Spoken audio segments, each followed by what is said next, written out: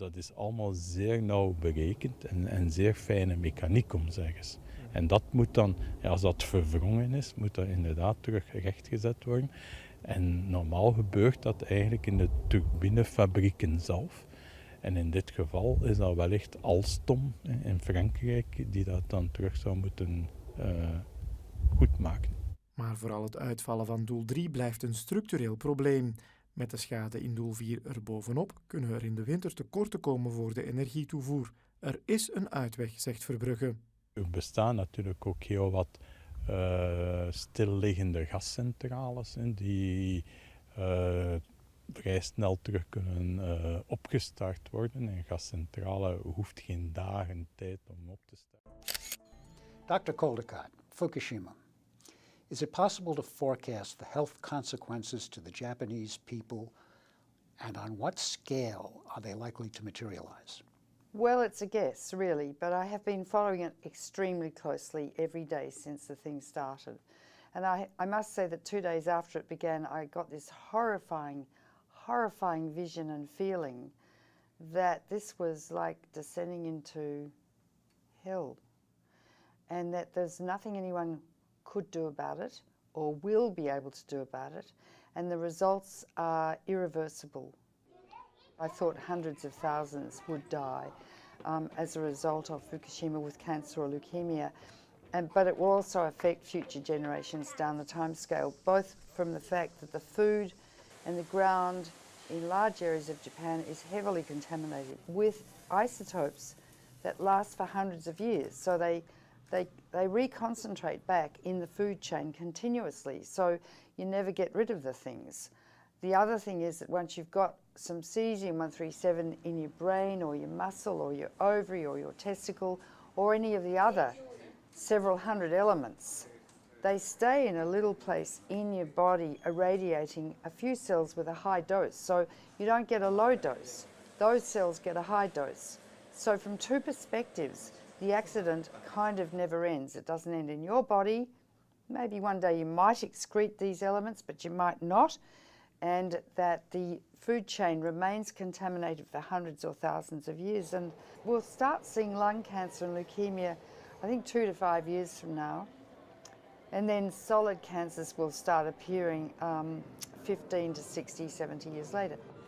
So the ace up the sleeve of the nuclear industry is the incubation time for cancer. It takes a long time for cancers to develop once you have inhaled or been exposed to these radioactive elements. And no cancer identifies its origin. And so there is already a level of cancer in society, but it's going to increase dramatically. What do people need to know about nuclear power in the United States that they are not being told? Everything. It just makes me feel nauseated to think that the industry is spending hundreds of millions of dollars saying that nuclear power is clean, green, sustainable and cheap. And all of those are lies. And I get very sick of scientists or people who lie about science. If I lied about medicine, I would be deregistered, I would be damaging my patients. It is totally inappropriate and immoral to lie about science. Nuclear power, produces large quantities of global warming gas because it relies on a massive industrial infrastructure of mining, enriching, 2 huge coal-fired plants to enrich your uranium, building huge reactors, knocking them down in 30, 40 years, storing radioactive wastes for 500,000 years. I mean, none of that is taken into account. So nuclear power adds substantially to global warming. That's lie number 1. 2, it's not cheap because it's all paid for by tax dollars, except when the reactor's built. And even then the utilities don't pay any insurance. If there's an accident, you taxpayers pick it up. The utilities make money by selling electricity, that's all. They don't have to build the reactors, it's all subsidised and paid for. I mean, no other industry has that sort of subsidisation. And do you know why? Because it's the prodigal son of the weapons industry. And when nuclear power was begun by Eisenhower in the 50s, atoms for peace, the weapons industry said we require nuclear power as a sort of Trojan horse, camouflage to hide behind. And then everyone said it was safe. The Japanese didn't want nuclear power after Nagasaki and Hiroshima, but they were talked into it. So it's a really wicked, wicked industry. And any country that has a reactor, be it Syria, Saudi Arabia, you name it, they have a bomb factory. Because each reactor makes 500 pounds of plutonium a year. Plutonium lasts for 500,000 years, and all you need is 5 pounds to make yourself a nuclear weapon. So by selling nuclear power abroad, which America is heavily into, it is causing proliferation of nuclear weapons, which it says it's not, but it is. And that could trigger a global holocaust between Russia and America, who still target each other with thousands of nuclear weapons. Does the average doctor understand the full risks involved with radiation in nuclear power plants? No, we're not taught about the medical implications of nuclear power in medical schools. We did get some curricula going, Physicians for Social Responsibility, in the 80s in medical schools about nuclear war, but also nuclear power. It's a very, very interesting subject, but one about which most doctors are fairly ignorant. I would suggest, though, that all doctors obtain a copy from the New York Academy of Sciences on Chernobyl. That was published last year, and they translated 5,000 articles from Slavic, from Russian, into English that were published in the Russian medical and scientific literature. Over 1 million people now have already died as a result of Chernobyl. It's only 25 years old. Over 1 million, and that has been covered up by the blasted UN, by the International Atomic Energy Agency. How dare they? And the World Health Organization. This is the biggest cover-up in the history of medicine. I have never read anything like this in my life. And I've been a doctor since I was 23. The Nuclear Regulatory Commission has asked the National Academy of Sciences to do some research on incidence of cancer in the vicinity of nuclear plants all over the United States. Is that going to be a helpful study, do you think? Yes and no. The National Academy of Sciences has conducted for 7 consecutive occasions a thing called the biological effects of ionising radiation, and they put out a report recently, number 7, and it was a good report, and it said no, radiation is safe, radiation is cumulative, and yes, I trust them. There's a huge push by the industry to prevent really decent research being done, but in a way it's unnecessary, because the German government, and the Germans are very precise with their data, examined I think 16 old reactors and looked at children under the age of 5 who lived within 5k of the reactors. And they had more than double the incidence of leukemia. Children are 10 to 20 times more radiosensitive than adults. More than double the incidence of leukemia and a high incidence of solid cancers. And the closer they lived to the reactor, the higher the incidence of malignancy. Now that study is absolutely classical. You can't find any holes in it at all. And in a way, it doesn't need to be repeated.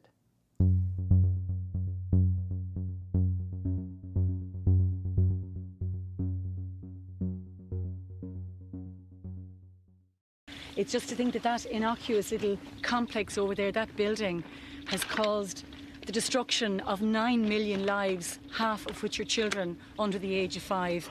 You know, there's nothing that shows the sort of violence of what came out of there, because, I mean, radiation is invisible. So I suppose my predominant emotion is of, like, really deep sadness, especially when you know the kids and, you know, you see the look in their eyes, you know, the children that know themselves that there's no hope in their future.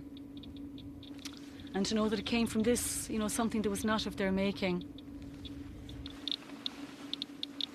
What's the reading now? 11,000.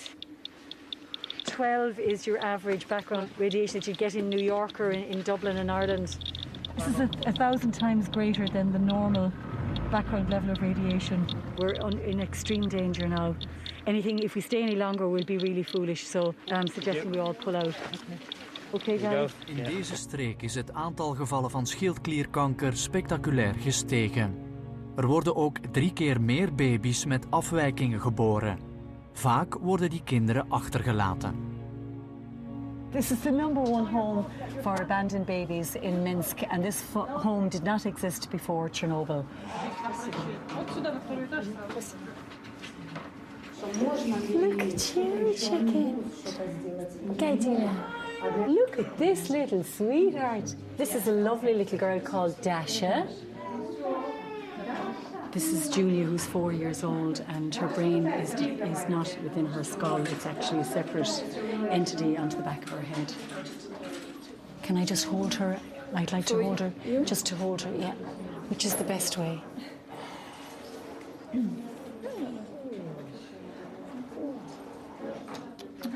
I just want to hold this little girlie. Just, it's a good girl.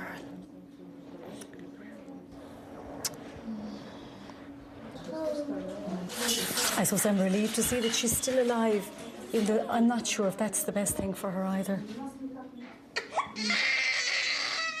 Не любит, когда ее трогаешь. Вот, смотрите, какая гришка.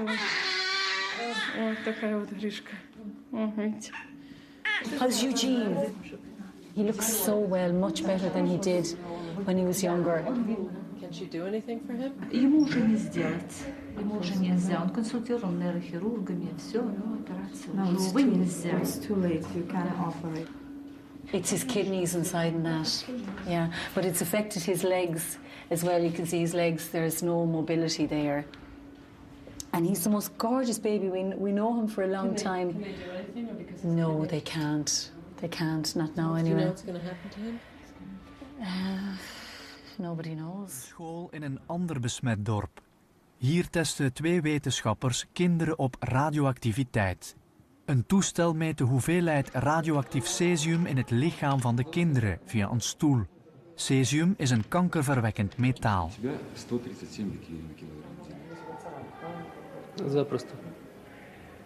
Какие органы он в первую очередь, как вы думаете, может затронуть? Желудочно-кишечный тракт, сердце, печень, почки, легкие. То есть вы верите в то, что And is he worried about anything? беспокоены тем, что у вас очень Там патологии щитовидной железы, там рак, лейкоз и прочие очень опасные болезни, они встречаются чаще, чем в чистых регионах. И на основании этой статистики делается вывод, что именно в этих регионах за счет радиации дети чаще Gomel, болеют. een stad met 700.000 inwoners op 80 kilometer van Tsjernobyl. De radioactiviteit ligt hier 40 keer hoger dan de gevarengrens. We bezoeken een tehuis voor achtergelaten kinderen. Banda's Baby's Home has more children with flu on the brain and so. And after Chernobyl accident, the amount of these cases much grown. It's much higher. Yeah, I know. What percentage of babies are born healthy, like this baby? Ну, где-то 15-20 здоровых. And the problems that the kids have that aren't born healthy, do you think it's related to radiation? Конечно, повлиял. Заметно увеличение патологии после Чернобыля. И заболеваемость же детей после рождения, вот оно ощущается, видно, да, вот ослаблен иммунитет у детей. In Wit-Rusland sterven 3 keer meer baby's dan in de rest van Europa.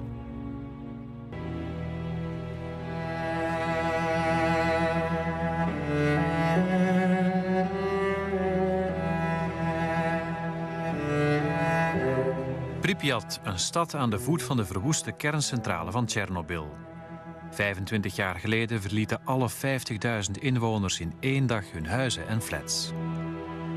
Als we in 2005 gaan kijken, hangt er nog altijd een grote dosis radioactiviteit in de lucht.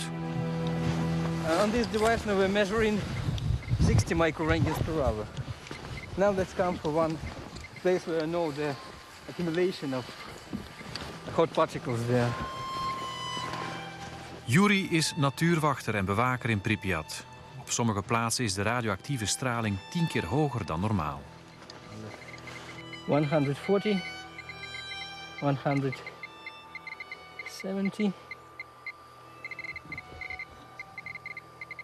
200. Well, not dangerous to stay because we are protected by the layer of the snow from that. In summertime here, approximately 1000 microrentgens per hour.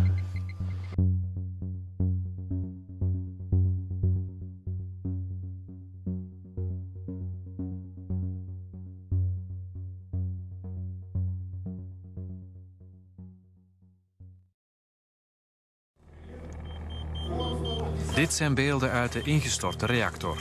De radioactiviteit is zo hoog dat de stralen inbranden op de cameralens.